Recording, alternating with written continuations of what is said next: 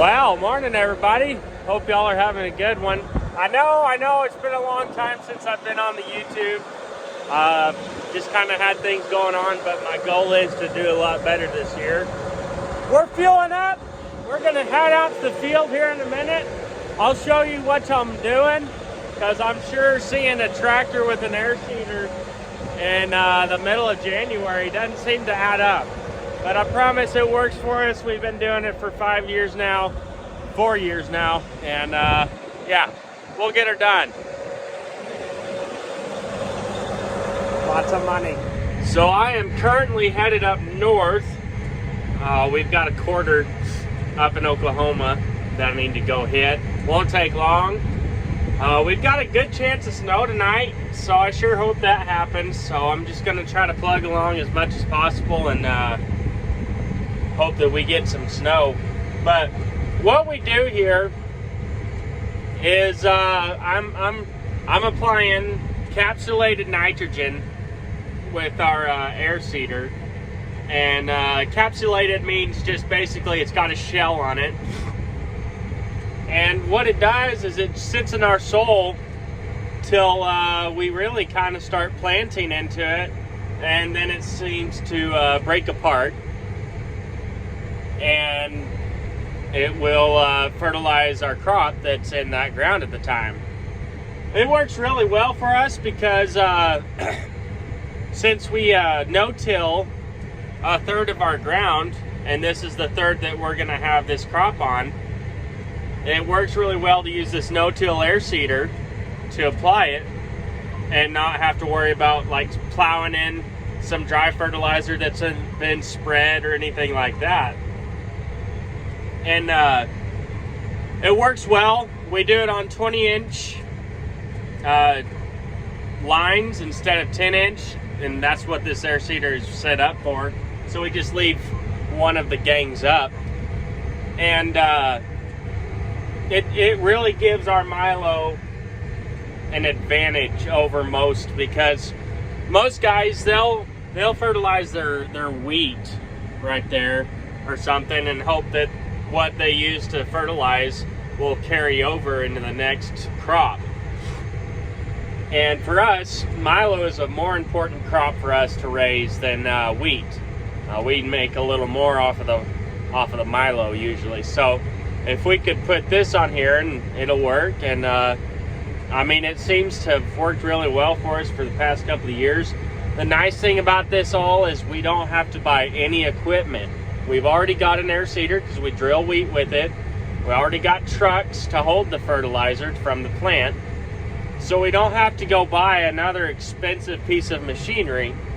And so that's why we kind of do it. Yes, we're putting up twice the amount of acres on our air seeder than we normally would, and it shows on maintenance.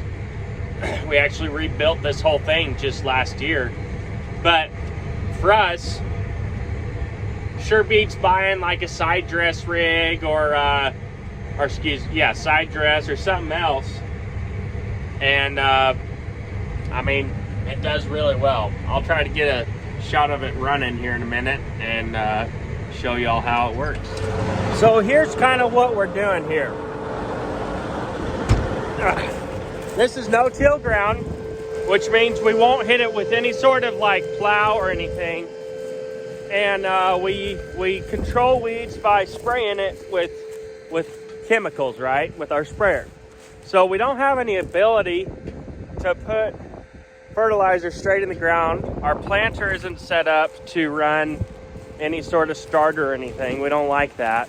So what we do is we take this honking thing, put fertilizer in the tank there, and then we leave one gang up. As you can see, it's not in the ground, but this one is. And that's on 20-inch centers, right? We plant on 30-inch rows. So what we do is, you probably can't see it very well, but we're going at a little bit of an angle with this air seeder. Just 1 degree off 90. And what that'll do is, when we plant straight, we're not putting any sort of milo any of our crop just straight on that nitrogen because it can burn it up. But here's kind of how it works. I mean, yeah, I don't know how to explain it other than that.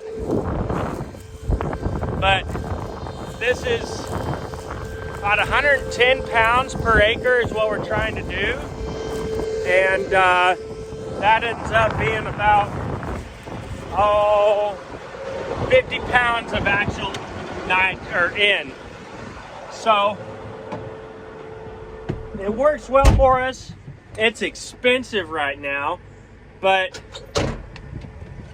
kind of have to do it. And so here's kind of what the cab looks like for us. Here's my monitor telling me how much is in per each tank. Let me speed this puppy up real quick. And this one never works right, but this one does. It's about half full. We want 120 pounds down, but it's never that good. It usually is about 2 under. And it seems that my fan is pretty high. Bring that back down. But anyway, yeah, this is gonna be a short video, just trying to get my head rolling on stuff. I should have bought the drone out here so y'all could see some stuff, but oh well. So yeah, anyway, all right, so I finished up over yonder to Oklahoma. Now we're not exactly empty in this cart. I still got, I don't know, I'd say a good another 15 acres, but I'm here at the truck.